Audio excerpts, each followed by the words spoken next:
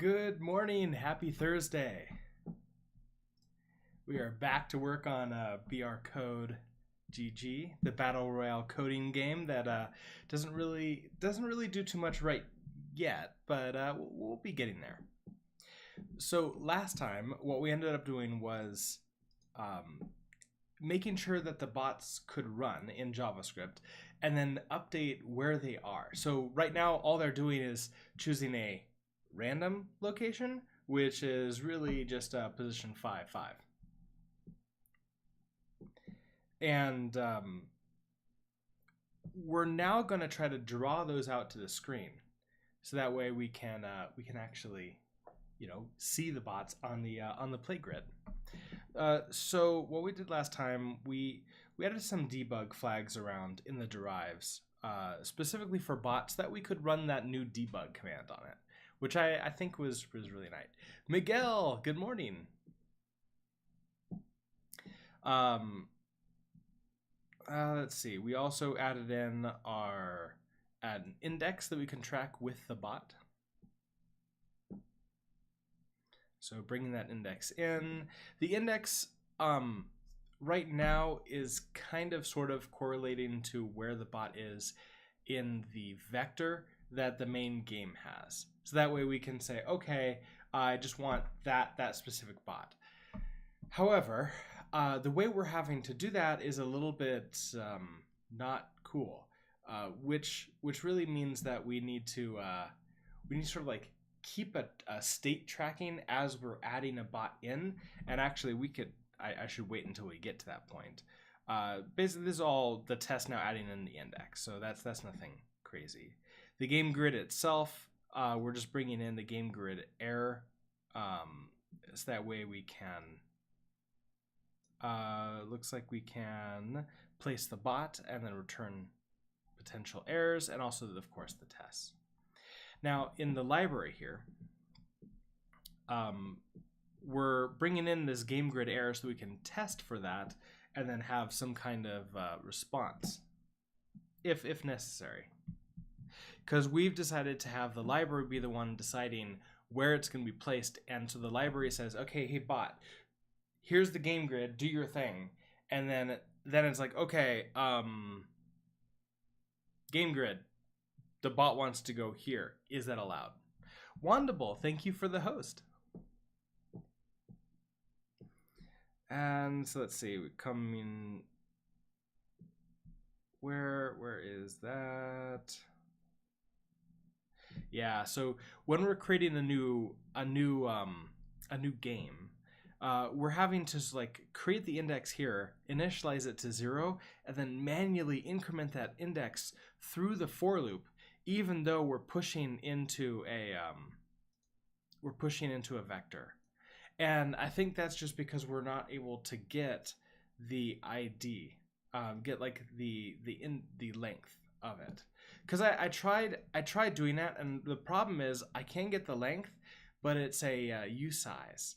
And it's not possible to convert a U size to a U16. So this is where if we were to go and refactor this, it might be good to try to figure out what number type do I want to use. I'm limited to U size for this thing, but U16 everywhere else in my application. I'm not sure if it's a huge deal. I think the actual answer is to use some kind of hash map instead, and then I can create an index, increment that so it's a unique index for each bot, but it doesn't matter as much because I could have that be the key, and then the value is the bot itself. And then I can pass that around to the different functions. That might be a much better way of doing things, but that'll have to be a refactor for later. And of course, we're running the bot. So today, we're on to looping through all the bots in the grid, and then drawing something to represent said bots. So I'm thinking right now we could maybe fill in the square that they're at, and then later on we can maybe draw circles or actually get some kind of sprite that we could draw in its place. that looks kind of like a bot. So I guess the first thing here is we need to loop through all of the bots because in I don't know, wait, jump down so far in our, where is the update? In draw, we have the draw the grid and then draw the bots on top of the grid. So we're gonna do that right here. Okay, so loop through all the bots, draw said bots. I don't need this comment anymore. Let's do this. So we're first gonna have to just for bot, and I don't actually think I need to make this mutable yet. So for bot in what is it? It's gonna be self dot bots. Now, another thing that's interesting is that our bots are going to know their location, but according to the grid, not according to the pixels. So I can't just say draw it at pixel size. I'm going to have to do some calculations based upon the size of the grid. And I did some of these calculations up here in draw grid, which is like the cell width and cell height. I may want to break these out into their own function, so that way I can access them elsewhere. Also, it might not be best to do a function for this because this is probably only needs to be called once at the very beginning, because that's the size of the screen. So this might be good to put into the constructor. Okay, so we have a new bot, we have a bot and self bots. You're still upset that I haven't returned, so I'll just do okay. And of course now you're upset. Cannot move. Okay, so this needs to be a reference. So I think what I could do is for reference to bot. Found reference. Now can I do reference? Cannot move out of borrowed content. I need to get the, okay, so I have a reference to self. I want a reference to the bots. Do I not need that there? Okay, yeah, I don't need that there. So now I have a reference to the bot. So let's, I want to just debug print this. So let's just print line, and we'll just say running the bots, and then debug the bot.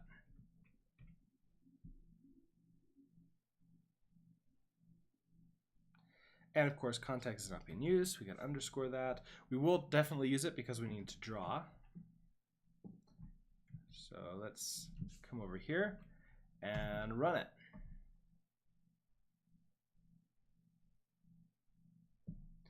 Okay, so I see, I can quit this. We see running the bots, location point. So we have our location, which is a point, and then we get to see what that is. The game grid width, the game grid height. So this is where the location is, and we also get the game grid width and height, which we don't really need from the bot. We probably shouldn't trust the bot telling us how big the grid is, but rather we should trust. We should probably just only trust the game grid that we have here on main state. All right, but we know it's going to be the location. We could also pull open bot over here, and we can see, okay, we have the location, which is going to be a point. And so we know it's going to be 5, 5. So it's a reference right now. We need to convert that 5, 5 to pixels on the top left going over. The bot can be on different languages. Would be cool that the bot sprite is the programming language's logo's pet. Oh, interesting. Yeah. So if we take a look at this bot, it's written in JavaScript right now. So what you're suggesting is that maybe I go out and say, okay, what is the JavaScript is just JS, isn't it? This is kind of boring. But yeah, the crab. We could use the crab. We could use the Python. Yeah, that would all be good. That's a really good, interesting idea, Juan. We could do that by default. And then if I ever wanted to do any kind of transactions, the only thing that I can think of that wouldn't affect gameplay would be okay, if you want to pay money, you can change the logo. All right, so come down to here. For bot, we need to get the location out. We need to convert it to this. Well, this is the cell width and the cell height. If I have the cell width and the cell height, then we get the start and then, so there's these two for loops that are to the start and the end for the X and the Y. So I would want like the start in the upper left could be a point, and the start in the lower right could be another point, and I just want a square that goes like that. But more likely, I want to go in the middle and do like a circle. So how would I calculate that? If I have the cell width and the cell height, I could figure out the starting position, which is on the top left, unfortunately. I have to go halfway down and halfway to the right, and then I do a circle. That's what I'm going to have to do. And I would be able to do that with half of these. All right, so to begin with, I'm not going to bother trying to break these out and like not duplicate this code. I'm just going to copy this because I'm going to need the cell width and cell height.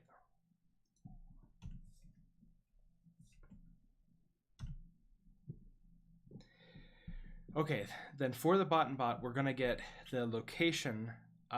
We now need to turn that into pixels to the right.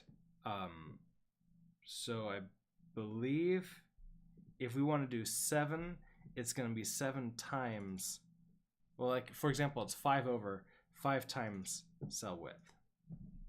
So start location. So let mute start location equals, and I kind of want to do, if I want to do width and height, they're different things. That's unfortunate. You know what I can do is I can make this a point. So I can say let cell size equals point new, and I guess right now I'll just put cell width, cell height, but the calculations could go directly in here. Now start location will be the bot.location times cell size.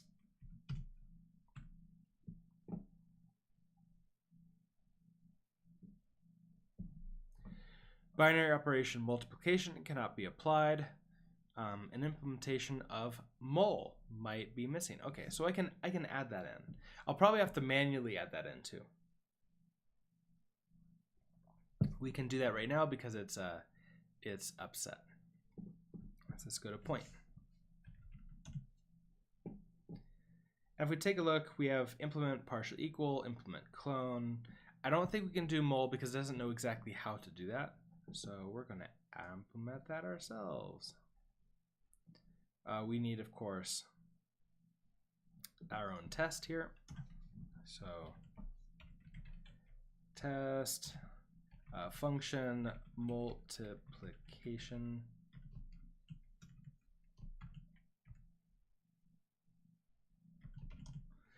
All right, so let point 1 equals point new, and if I do like 2 and 4, let point 2 equals point new. If I do like 3, 6, then let result equals, so we're gonna have the result and we're gonna have expected result. Okay, so let result equals, let's do expected result. Expected result is gonna be equals to a point new, and the way it would work would be we just multiply these numbers together and then these numbers together. So this is gonna be 6, and then 6 and 4 I believe is 24. I want to make sure I get that right. 4 and 5 is 20, so 24, yeah. Okay, so we have expected result is going to be that, and then let, I don't actually know if I need to do result here. I'm going to just do the assert. Assert equals 0.1 times 0.2, and we want this to be the expected result.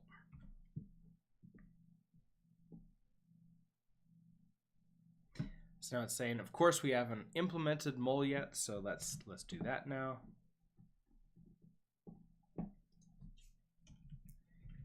Implement mul for point. I think this is going to yell at us because we haven't brought it in.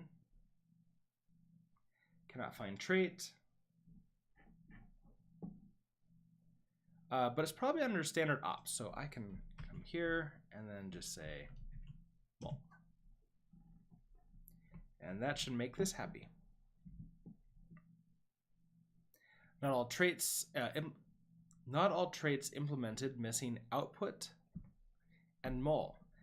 Interesting, missing output, mul and implication, output from trait type output.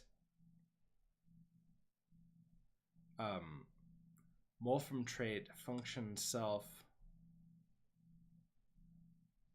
Okay, so function self, right-hand side, and then return self as standard op mul, right-hand side, output. This is interesting. I don't remember seeing output.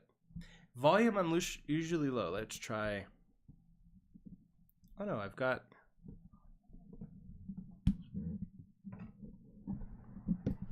Yeah, the gain was all the way down.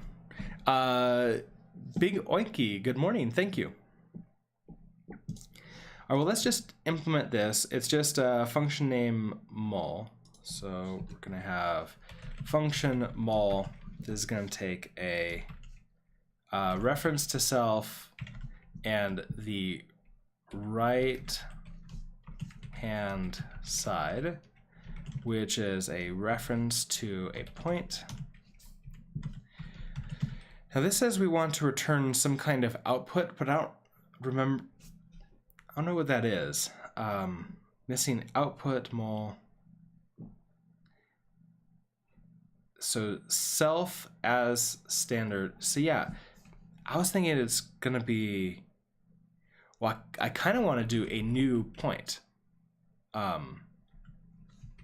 That's kind of what I do is as a brand new point.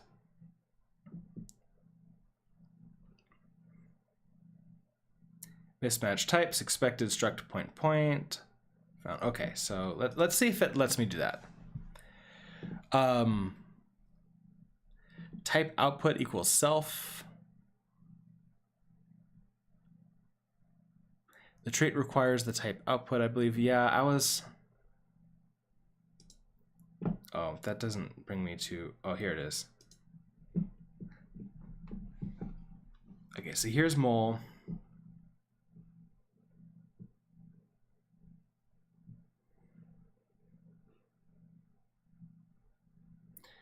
So rational, okay, so implement mul for rational. The multiplication of rational numbers is a closed operation. Oh yeah, literally, type output equals self. So you have to set that. But you don't have to do that for others. Just this. Interesting. I'm not used to seeing that in Rust. That's called an associated type. I've heard that before, but I'm having trouble recalling what exactly that means. Besides like maybe a reference type, but that's probably wrong. Okay, so if I do output self, then I'm allowed to return self. Okay, so type output equals point. So that's what I want to do. Type output equals point.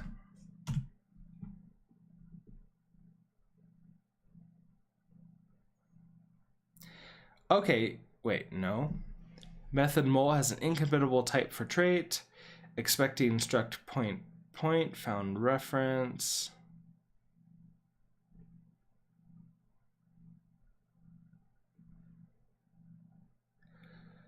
Expected type function point.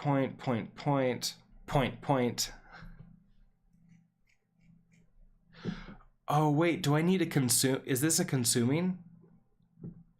Like, I can't take reference in? Hold on, let's take a look at this again. So mul, yeah, you take in self and the right hand side and return self. Oh, so this has to consume. They're similar to generics. You're unclear about how they're different still. Yeah, that might be good to go to read up on and see what that is. But this is a little bit, to me, it's a little bit sad. It kind of makes me wonder do I want to just implement this myself so that way I don't have to consume this one? I mean, it's returning. I guess it works. We don't need it anymore. And we're gonna go to, do we not need it anymore? The way we want to use this is we have a new start location. We take the bot location and multiply it. Yeah, because this consumes this bot location, unfortunately, that means that it's no longer going to be usable anymore. So I don't think I can do this dot like this. I think I'm going to want to do something like dot multiply, something like this. That way I could do references instead of full out just ownership of both sides. Either that or I'm gonna have to clone them, and that also feels like why do I need to clone it? All right, so let's come back in here. Let's change our test around. So multiplication, expected result point new, that's fine. So instead of like that, we're gonna do dot multiply point 2 expected result. We'll come up to here. So instead of implement mul for point, now we can remove u. We don't need u anymore. Okay, so implement point, we're now gonna have a public function multiply. We're gonna take in a reference to self and a reference to the other point, which I guess it's not there, it's other point, which is a reference to a point. And we want to return a new point.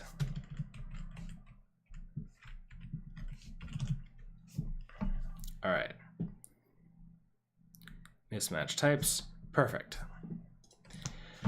Okay, so we'll just do let new point or I guess maybe I could just call this the result. So this is the result equals point new, and the first one is just going to be self.x times other point.x, and then this one is going to be self.y times other point.y. And at this point, like, I don't need a result anymore. I could just return this directly and just have this be a one-liner.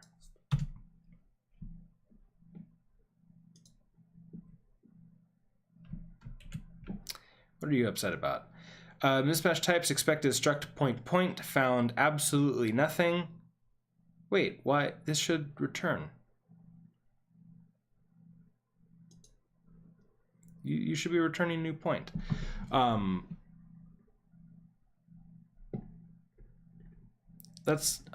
kind of want to run the test, or maybe reset. Expected reference found struct point. Okay, so let's give you a reference.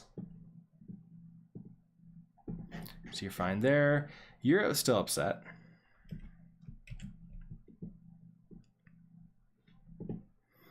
RLS did not update when I saved that. Let's just run these tests and see what happens. Cargo test. Definitely unhappy. Oh.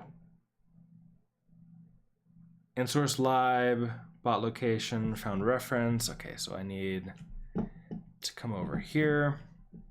Bot location, multiply, have a reference there. All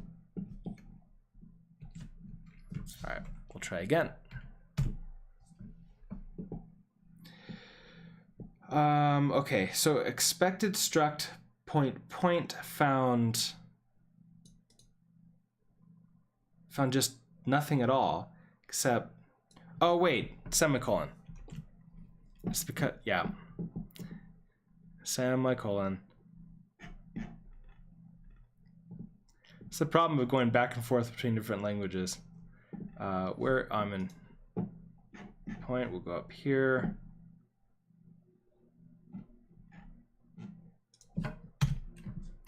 There we go. That makes it happy now.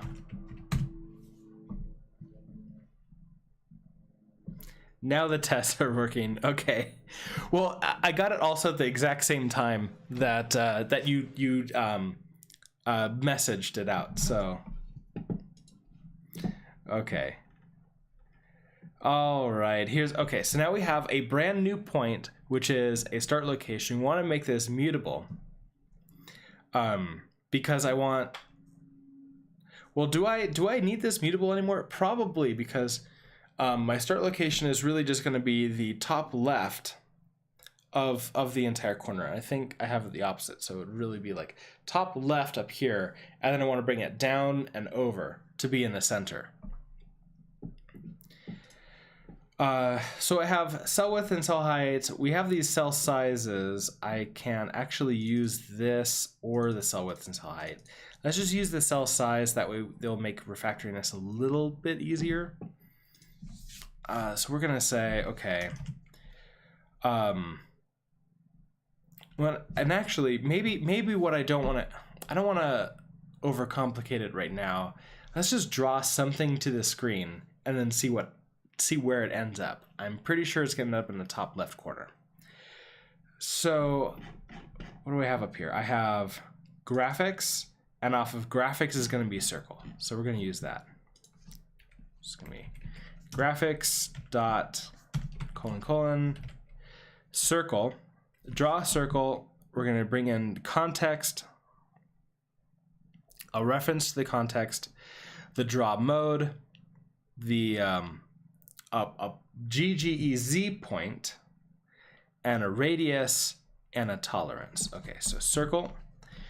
We have our context, which this needs to be not underscored anymore. Our draw mode. What do we have in here? We have Did we not bring in draw mode? We have a bot, game grid, point. I think it's going to be off of graphics. So this is going to be a graphics dot colon draw mode colon just fill for right now. I'm also not sure what color this is going to be. It might be white, but it also might be something completely different. Okay, it's the point. So in this one, we need to now take start location. So start location, and we need to now convert 2GG easy point 2. Because I don't think it knows how to do this conversion. And it would be really nice if I figured out how to make it so I could just do dot into, and it would figure out what function to run. All right, radius. Let's just set this to, like, I don't know, 50.0. And tolerance, we don't really use it, so we'll just do 1.0 or maybe 0.1. I can never remember what I want it to be. We'll question mark this because we're turning a game result, and this should draw it out. Doesn't need to be mutable. Okay, I can remove that for right now. All right, let's see if we get a circle on the screen.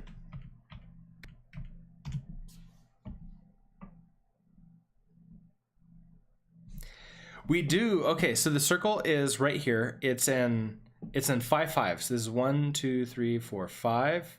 1 2 3 4 5. It's actually bottom right. That's not kind of where I was expecting it to be. I thought it was going to be the top. Oh, unless I start at 0. So 0 1 2 3 4 5. 0 1 2 3 4 5. That would make a lot more sense. Okay. This is where it is. Upload the Steam already. Yeah, I just need to put the Steam hooks in, and then we're gonna get a pre-sale going. I'll need everybody to vote on it. Do we still do that in Steam? I don't know. I'm sure I could send this over to them. It'll like billions of dollars, billions of pre-sales. Early access. Yes, we'll invent a new one called early access.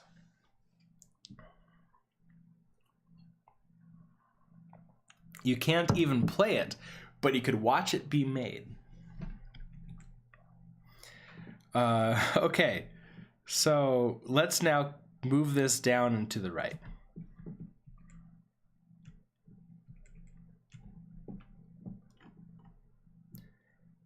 Yeah, because we're starting with 0. Okay, perfect. So we want to move this over to the right.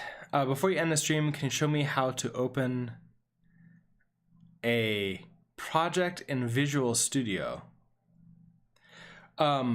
Any project in Visual? So this is VS Code. Are you using Visual Studio or Visual Studio Code? Because I might be in the same boat with you for Visual Studio. Oh, Visual Studio Code. Okay. Yeah, we could talk about that for a second. I mean, the way I opened this project is I just went to the directory and then I typed code dot. So over here in File, you just open a folder, and then I opened brcodegg, said okay, and then it opens this entire thing. The entire idea, like if you want a project with multiple projects in it, code bases, you want open workspace. But I kind of don't really like that very much, and it freaks out like RLS and other things. So open folder is what you want. And then on top of that, I have in my terminal, if I open up a new one, let's just go to my desktop.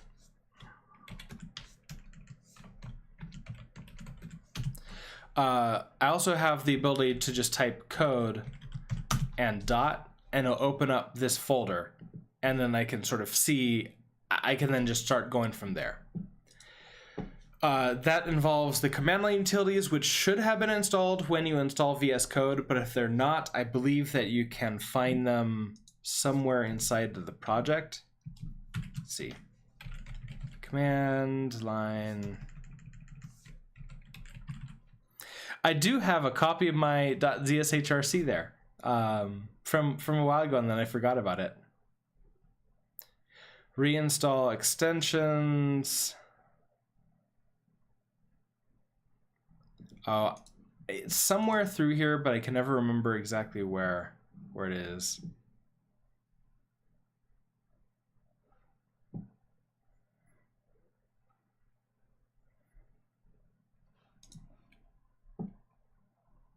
So that's all I can see. Stacking, good morning. Welcome to the stream. And then you downloaded all the okay, so you got all the plugins you need, which could take like a year to like figure out which ones you want. It's hiding the command palette somewhere. Oh, yeah, it's hard to think because they don't name it right. Because if you just do install, that doesn't help. Command, no, code, tools. Yeah, I don't know what they call it.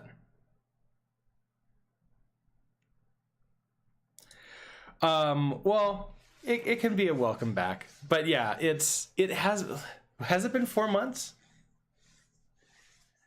I guess like I almost had a month off because of being sick, but yeah, but it is awesome having you here. It's awesome having you all here.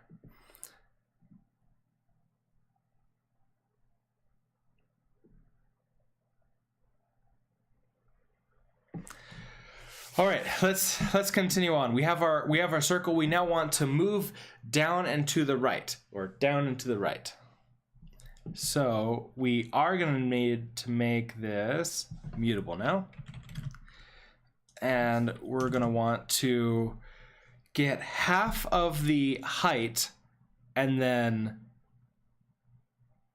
add that, because I think we want down, yeah. So let's just do start location dot, we could do x first. So x is going to be plus equals, and we're going to do the cell size dot x divided by 2. And then start location dot y plus equals cell size dot y divided by 2.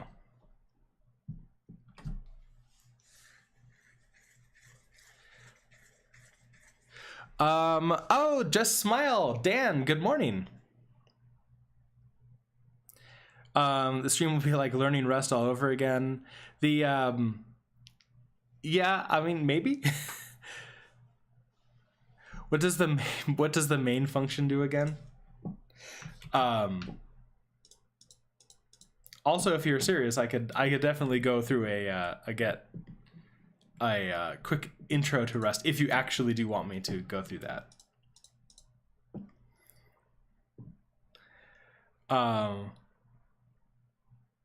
Oh yeah, just smile, saying that it's that's Rust life. Is every time you go back to it, you have to relearn it.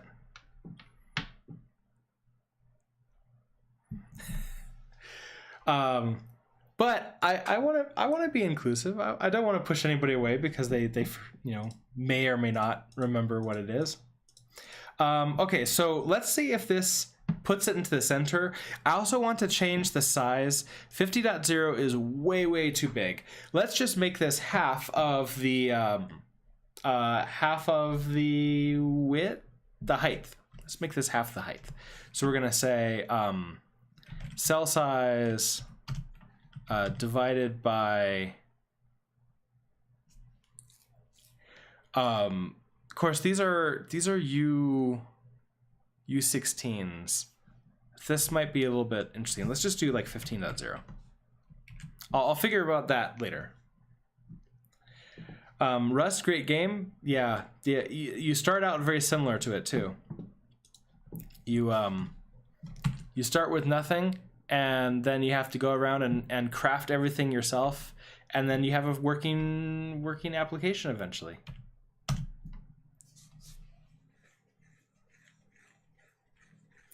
All right, here's our bot right in the middle.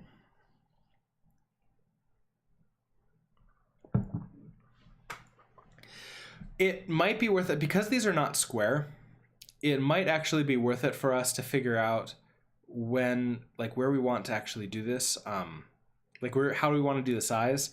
Right now, half of the height would be the best because that's the smaller value. If we did half the width, it might actually go outside the bounds of this.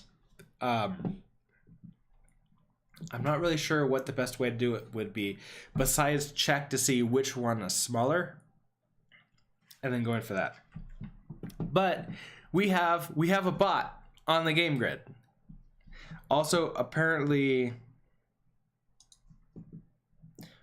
bot already exists where you're trying to play. Am I trying to place it constantly? I am. Why not make it a board square? You mean like square? What I'm doing is I'm basically saying I want 1, 2, 3, 4, 5, 6, 7 by 1, 2, 3, 4, 5, 6, 7. What I should probably do is come back in here. Where's our settings? That's confidence HOML.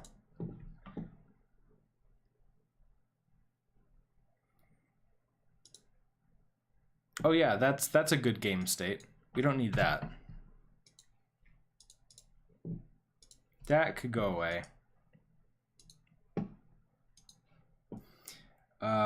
Test bot we don't need anymore. Confidence HOML isn't right. Where did we put?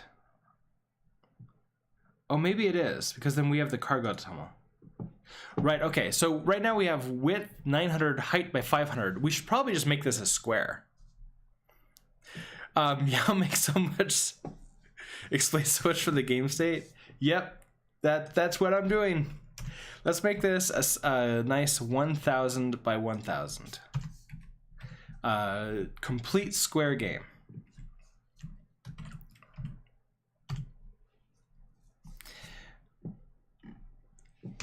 Well, that's okay. So that's not what I wanted to happen. Also, this window does not look square to me. I mean, maybe it is, and it's just a weird thing with my eyes, but that doesn't feel square. I must let's go to the main RS and take a look. Oh, right, because we're overriding the window width and the window height here. So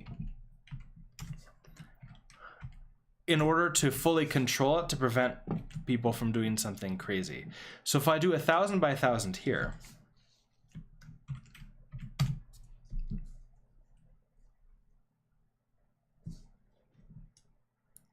now this makes a lot more sense. And I could actually even come in here, and now in our library, when we do our graphics, our size is going to be half of. So we want to we'll want to let's just do this. Let bot size equals. It doesn't matter which one we do, so we might as well just do cell size dot x divided by 2. This will give us a U size, and then we're going to want to convert that over here. So instead of 15, we'll do bot size. I also kind of want to convert this into a float right now. Can I do something like this? Can I do that right here? I don't have to like reconvert it over and over and over again. Oh, it looks like it can, or it's gonna error out later.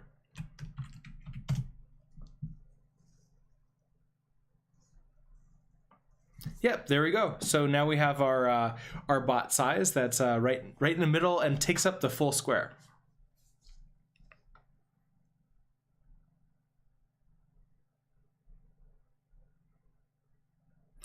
Oh, the window title bar isn't included in the height, so it would be taller because of that. Oh, Danny, you worked on a Winit code that manages that? Well, that's why you know it. But that's pretty awesome.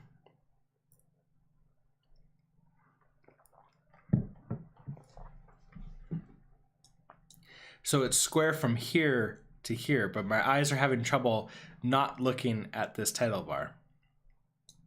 So it makes it really hard for me to see. But I mean, they all are perfect squares. So that makes sense that it actually is a square. And now we have our lovely bot. It's clearly the best possible bot that we can get.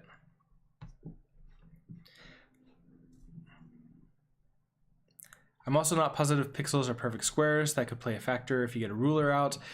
Yeah, I mean, if I was to zoom way in and look at like the actual pixel locations and whether or not it's square, it probably won't be perfect.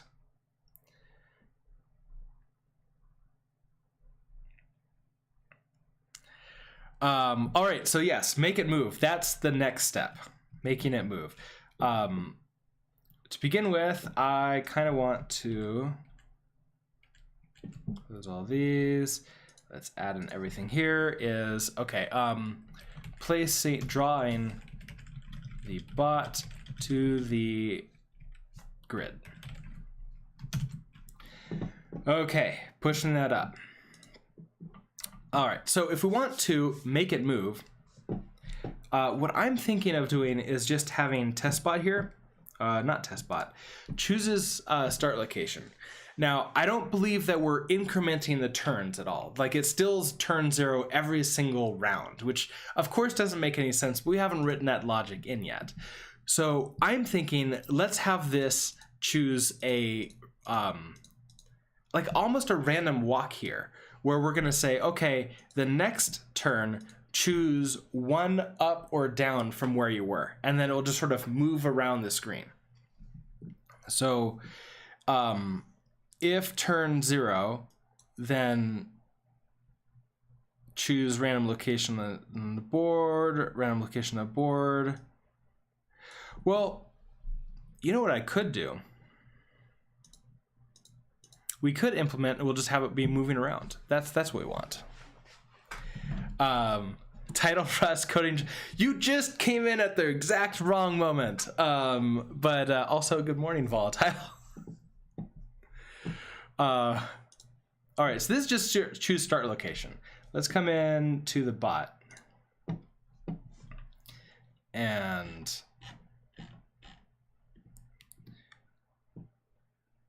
bot, run bot, new location is expected point. We have the serialized state. This is new bot, run the bot. That doesn't, that's the bot move. We haven't even used that yet at all. I think it's kind of like bot move for this. I wonder if, right, we're gonna eventually want to have like other turn numbers. When we update, we hand it the turn number through this. Okay, that's fine.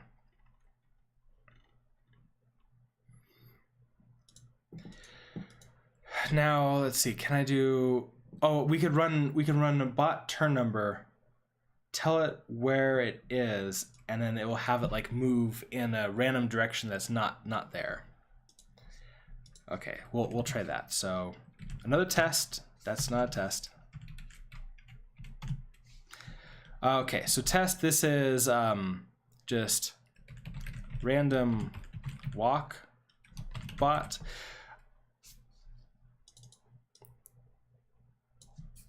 Okay, so let bot equals Now we have this bot new.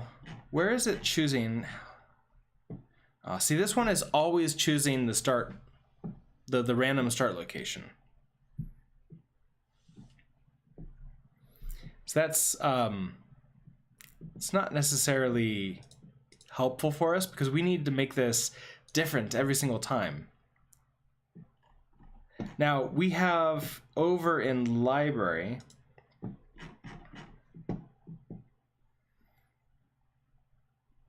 I guess it wouldn't be bots, it's in our new. We've taken the bot file names. What are we doing with this? If it's local, we just call this right here. So most likely we're gonna want to, when we instantiate a new bot, so instead of coding this and just like diving into that, let's actually plan for what we want to do. Okay, so we know that we have a bunch of potential different bot locations. We're gonna want to have another one that's, so just choose start location is just choosing a not so random start location. Then we want to move this over, have one move location, so we can test like going to a different turn and doing that.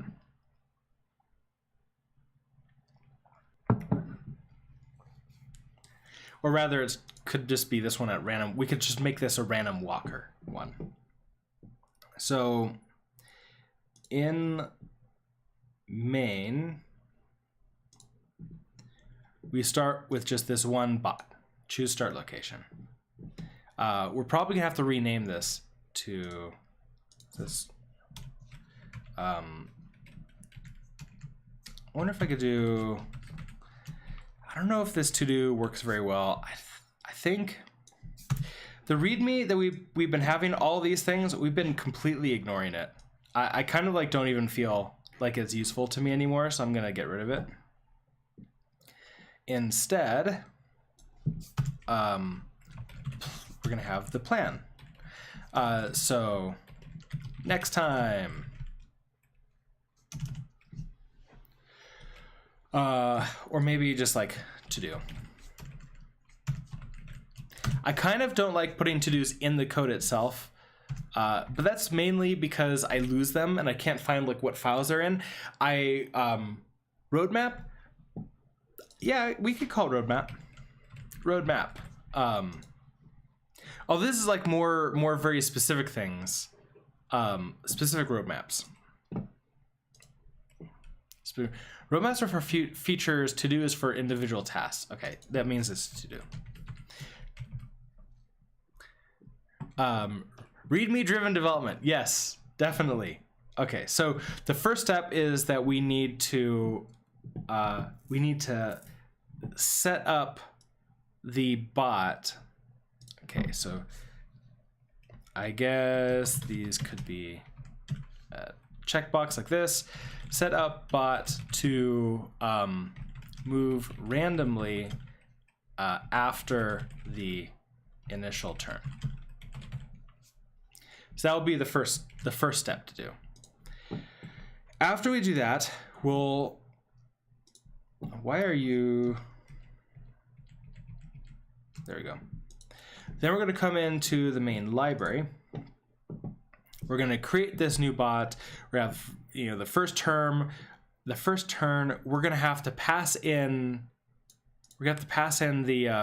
the bot name, like the file location, to the actual bot. Otherwise, it's always only going to be able to run once. We should make that change too. So,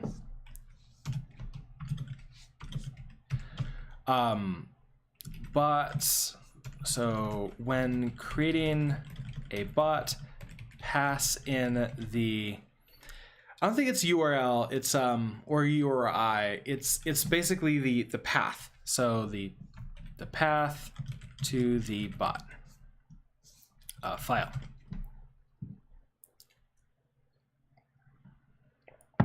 It's rather I guess it's the bot location.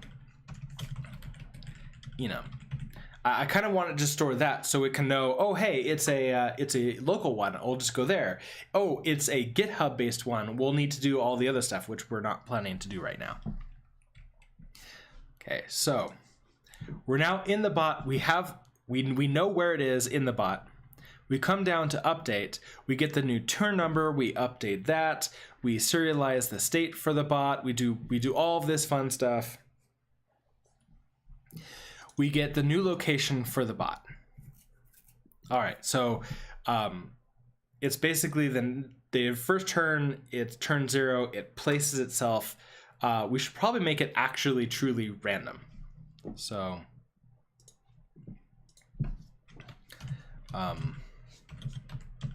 make first turn in bot really random. And then it will move around after that. Okay, so it moves around. We come back to library. We go to our update here. And then we see, okay, we updated the location. We draw the bot to the screen, and then we move on to the next actual test there. So or the next turn. So that also means we need to increment the turns. Increment turns. So not always turn 0. And then that should work because now it'll just sort of move around. Is debug available on stable? It is available on stable. It's the new 1.32, I want to say. It's actually here. Rust up. I always forget.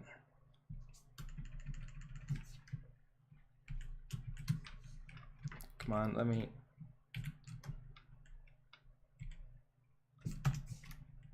I always forget the command. Why can I? Oh, I haven't set like a reverse lookup. Okay, so rust up. I always have to. I think it's tools. Oh, tool chain. Tool chain list or something like that. Yeah, tool chain list. Okay, never mind. Rust up -h. Let's just see what we want to do here. Verbose. Oh, it's show. Rust up show. Rust up show. And we can see that we're using Rust C 1.32. Is 3.4 out now?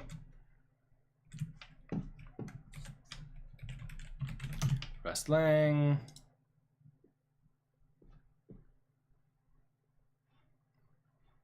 No, 3.2 is the latest. Yeah, Rust C version would have worked too. But yeah, that's it does work. There's some weird ownership rules that seem to have happened with it. But besides that, it's actually really awesome to sort of play with. It also puts everything out into standard air, so it's not going to pollute whatever logs we end up writing for this.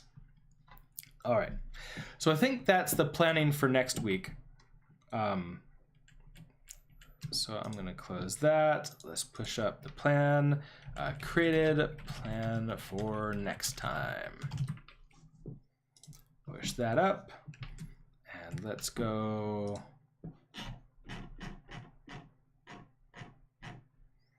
Actually get this location. Okay, so I have all this code on GitHub. It's open source. You can all take a look through it.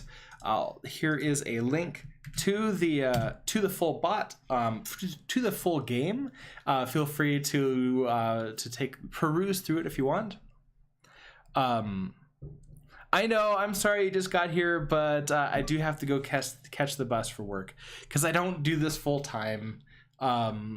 So I am Right now, on sort of a limited stream schedule, I'm not doing every day like before. Instead, I am streaming in the mornings on Tuesdays and Thursdays. So the next planned stream will be Tuesday morning, when we'll just continue this. If there's any like unplanned streams, or if I'm ever not able to make a stream, I tweet out usually like the day before if I can't make it, and you know, any time between 0 minutes and like an hour or so beforehand for an unplanned stream. So with that being said, I am gonna go get ready and have the rest of my day, and I hope that you all have a great rest of your day. Thank you very much for stopping by, and I'll see you in the next stream.